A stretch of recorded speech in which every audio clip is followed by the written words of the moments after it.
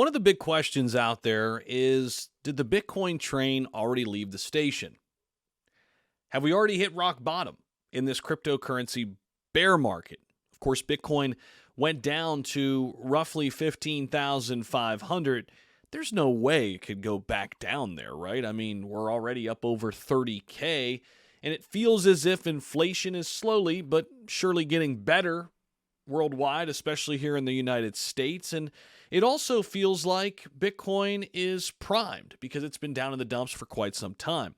Historically speaking, Bitcoin's bear market has been, lasting right around these time frames where we are right now. And the crazy thing is we're getting really, really close to the next Bitcoin halving, which could be set for actually March, a little ahead of schedule, according to recent hash rate data. Now, the big question is, have we already missed the boat? I don't think so, right? I mean, especially if you just see where we went last cycle with Bitcoin almost going to 70,000. However, what will happen from now until the end of the month, if we can get a monthly close over a certain level, which we're going to talk about in this video, things really start to get interesting here for Bitcoin. Recently, we crossed over 31,000, but we need to close above 31K and stay above it. Now, we could start looking at momentum and how it's building across multiple different time frames. And according to the MACD, which is the chart below, it shows the following time frames forming a bullish crossover and buy signal.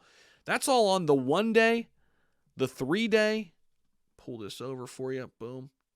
That's on the 1 day, 3 day, 1 week, 2 week, 3 week, and 1 month. Now, if we were to close over 31,000 at the end of June, and really I'd like to get there and stay above it. Right now we're sitting at 30,500. We did cross over 31K not too long ago, right in here. We got up there, but it was just briefly and then we came back down. We need to stay above it and stay above it for a few days. We may have another retest back down here at 27, perhaps even 25,000 if we don't. However, it's looking very, very bullish. This is the 1-year Bitcoin chart that we're looking at right now, meaning this time last year, Bitcoin's price on the 25th of June, actually this goes back to July, we can't go all the way back into June, but we were at 19,000, guys. Last year in July of 2022, we dipped all the way down to 16 and 15,000 last December. Wasn't that long ago. But this has been the start of 2023. We fired all the way up to about 25, came back down to 20, then jolted all the way up over 30, and just recently crossed over 31,000. Again, we're watching that $31,000 number very, very closely. We want to get above it, stay above it, and consolidate. We want the bears and bulls to meet in the middle above 31,000. And if we can do that, as we get ready to close the month here of June, things get really interesting. Now, overall, listen, the momentum has picked up. The sentiment around Bitcoin is ramping up with this new exchange coming. It's going to bring it wide open for institutional money to jump in. So this is a big, big deal. And no matter what, I think we're seeing a huge shift right now into Bitcoin from alternative asset classes. We've seen tech stocks come down while Bitcoin has gone up.